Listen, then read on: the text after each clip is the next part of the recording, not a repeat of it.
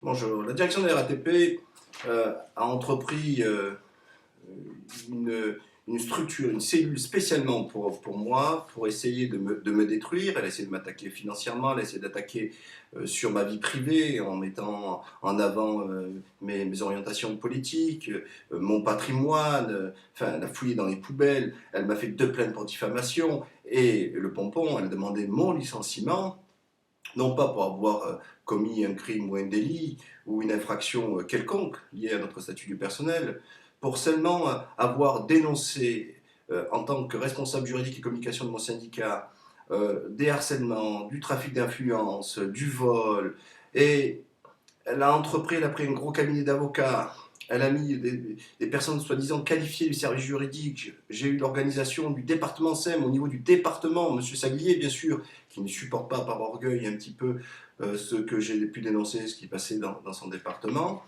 Et puis, donc, ils ont fait cette demande de licenciement. Vous pouvez retrouver sur mon blog le nombre de points que j'ai soulevés pour lesquels je ne pouvais pas être licencié. Et au mépris de la loi, au mépris même du règlement intérieur, qui reprend justement la loi de la protection, et pour lequel l'expression du travail a dû trancher sur la demande de l'employeur de me licencier. Je ne vais pas vous lire les 8 pages de l'énoncé de la décision de l'inspection du travail, mais je vais vous rappeler quelques points qui sont très importants.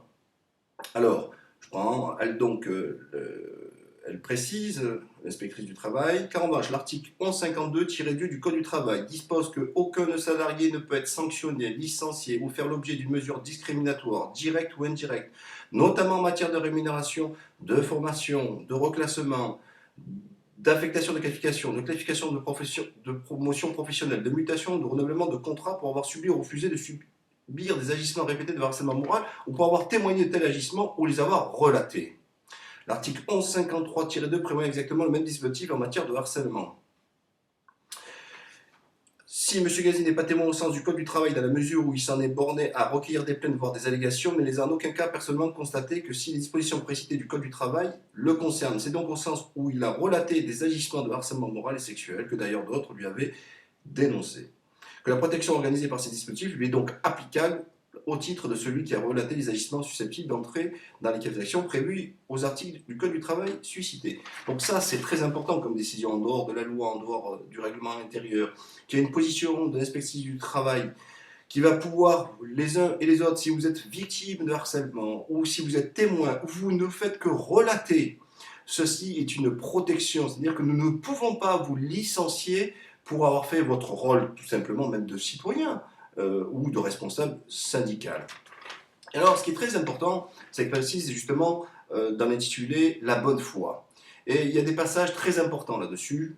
Je vais vous lire exactement le texte. Considérant que M. Gazier a évoqué des dossiers d'agents ou de salariés employés par l'établissement SEM qui se sont plaints de harcèlement moral et ou sexuel, que tant la conduite de notre fonction antérieure à la demande de révocation que l'enquête menée spécialement à cette occasion ont permis de vérifier l'existence d'au moins une partie de ces plaintes, que s'il appartient au service de police éventuellement saisi de plaintes d'enquêter en vue de déterminer la réalité des infractions et les auteurs en cause, il n'en demeure pas moins que parallèlement l'employeur redevable à ses employés d'une obligation de sécurité, de résultat, doit au minimum d'engager une enquête sur chacun des cas soulevés.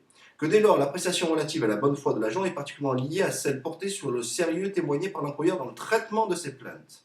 Et qu'enfin d'évaluer la bonne foi de M. Gazi, qui s'appuyait notamment sur la dénonciation de plaintes de harcèlement moral et ou sexuel pour accuser non seulement son ancien syndicat de dérive mafieuse, mais également son employeur de complicité. Nous avons demandé à la direction de l'établissement SEM par courrier des 24 et 26 janvier les enquêtes qu'il menait, notamment sur 3 cas précis. Je ne vais pas vous les réitérer, vous comprendrez pourquoi. Que la direction de SEM, qui a substitué son appréciation à la nôtre, ne nous a pas communiqué ces éléments en raison de leur soi-disant caractère confidentiel et proposant de les remettre à l'occasion d'un rendez-vous ultérieur dont le représentant ne pouvait ignorer l'impossibilité eu égard au délai administratif de rigueur. Et c'est là où ça va se corser, et vraiment, ouvrez vos oreilles.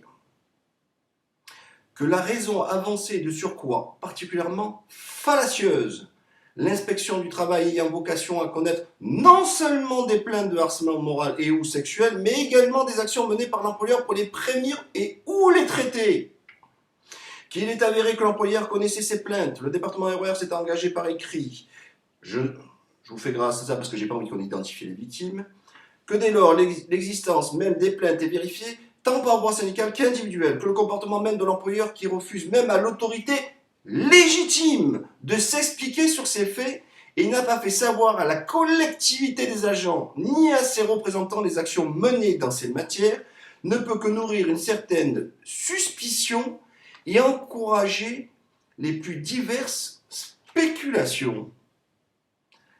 Qu'est-ce que ça veut dire? Ça veut dire que, la RATP n'a pas voulu donner à l'inspection du travail ce pourquoi elle doit être en mesure d'apporter, c'est-à-dire la protection et la sécurité des agents, et notamment à travers ces enquêtes. Alors quand je disais sur mon blog où ils m'ont fait la diffamation RATP Conflits, ce pourquoi aussi, eux, ils m'accusent pour demander mon licenciement, bah écoutez, je vois que l'inspection du travail n'a pas encore la même délecture que la direction. Épilogue de cette affaire, donc vous voyez que j'ai le t-shirt de mon syndicat, le SAT, RATP, et conformément à notre nouveau slogan, on ne lâchera rien. Et oui, naturellement, on ne lâchera rien. Le combat ne vient que de commencer. Nous vous invitons justement à venir nous rejoindre. Et si vous êtes témoin ou vous êtes victime, et je sais que nombreuses personnes m'ont contacté sur des cas individuels, je vous dis, n'ayez pas peur. Il faut ne pas jouer le silence. Il faut jouer l'action. Et que si même des syndicats périphériques ne souffrent pas du syndicalisme, pensant plutôt à manger leur gamelle avec leur relève, nous sommes un syndicat bien sûr bénévole, puisque nous n'avons pas de moyens, mais par contre nous avons des idées et nous avons le courage, la force d'aller jusqu'au bout, comme d'ailleurs le syndicat Sud, il faut reconnaître que le syndicat Sud fait partie largement dans cette affaire. J'en profite pour les remercier en mon nom et puis au nom de mon syndicat, Olivier Cotte, qui a passé des dizaines et dizaines d'heures à mes côtés sur l'ensemble des procédures. Je remercie naturellement mes collègues du SAT, de mon bureau, pour m'avoir soutenu, m'apporter leur concours, et bien sûr de nombreux agents, et même des délégués d'autres syndicats. Et d'ailleurs, je salue aussi ceux qui nous ont rejoints, des délégués du personnel d'autres syndicats qui sont venus nous rejoindre. Comme quoi, ils ont lâché les moyens syndicaux pour venir vers ceux qui font du vrai syndicalisme. Et je les en félicite. Alors, épilogue, je souhaite tout simplement que le courage l'emporte sur la lâcheté, j'allais dire, tout simplement, et que des agents, notamment à FO, qui ont passé leur temps des années à écrire, à dénoncer tout ça, et au moment fatal où alors au contraire, il faut transformer l'essai en allant devant la justice, ont préféré peut-être jouer la gamelle et se taire, et se cacher. C'est inadmissible. Naturellement, je fais une distinction entre les délégués, les responsables syndicaux de base, avec bien sûr leur élite, c'est-à-dire ceux qui n'ont pas travaillé depuis des années et qui sont relevés et qui, leur déroulement de carrière se passe dans les meilleures conditions. Quant à la direction, écoutez, j'invite le PDG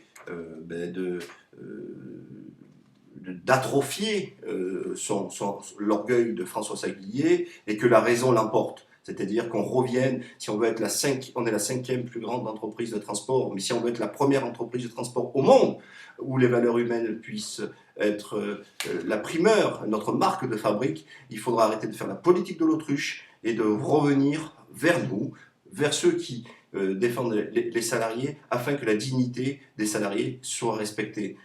Et nous réitérons notre position, nous ne salissons pas la RATP.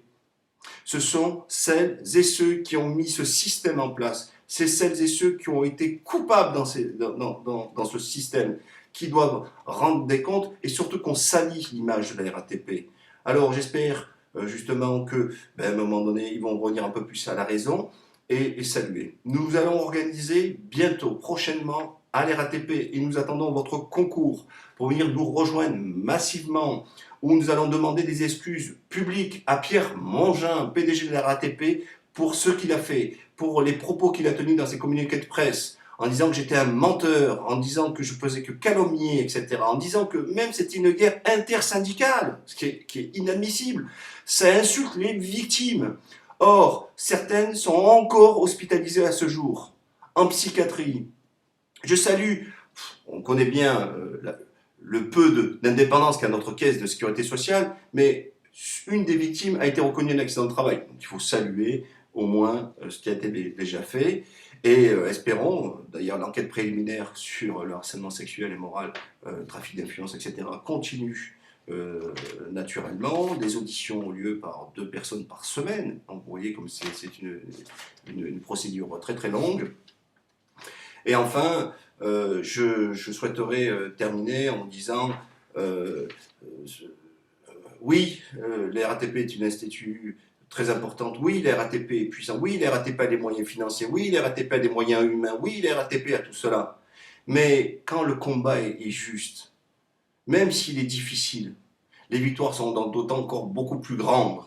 Et quand la RATP essaye de se déployer, de mettre autant d'énergie et d'argent pour essayer de détruire un agent, pour tout simplement se le faire taire, je dirais qu'elle met toute cette énergie pour au contraire être à côté des salariés afin qu'ils puissent faire leur mission de façon convenable. Et contrairement à ce que croient les gens, que nous sommes des planqués, des privilégiés, des feignasses, des gens qui ne font que gruger, etc., ce n'est pas du tout le cas. Il y a beaucoup d'agents qui sont en souffrance. On n'a qu'à voir le taux de maladie et le taux d'accident de travail pour comprendre qu'il y a un gros problème au sein de la RATP. Alors le but, ce n'est pas de se dire que c'est l'ensemble de la direction qui est polluée. Non, il y a de nombreux responsables qui sont de qualité, de nombreux cadres qui sont de qualité. Mais en revanche, les brebis galeuses, à un moment donné, il faut arrêter l'esprit de corps en se disant non, nous sommes la direction, quoi qu'on fasse, il faut qu'on soit solidaire. La solidarité a des limites. Elle a la limite, c'est la loi.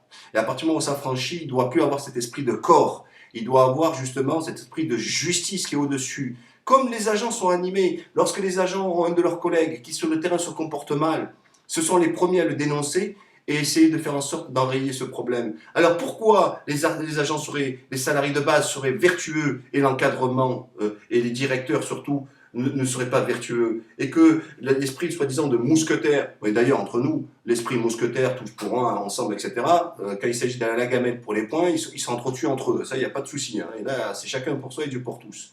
Et je terminerai à dire à Pierre Mongin, mais que dire que l'eau ça mouille, le feu ça brûle, n'a jamais été ni de la calomnie, ni encore moins de la diffamation. Au prochain épisode. Au revoir.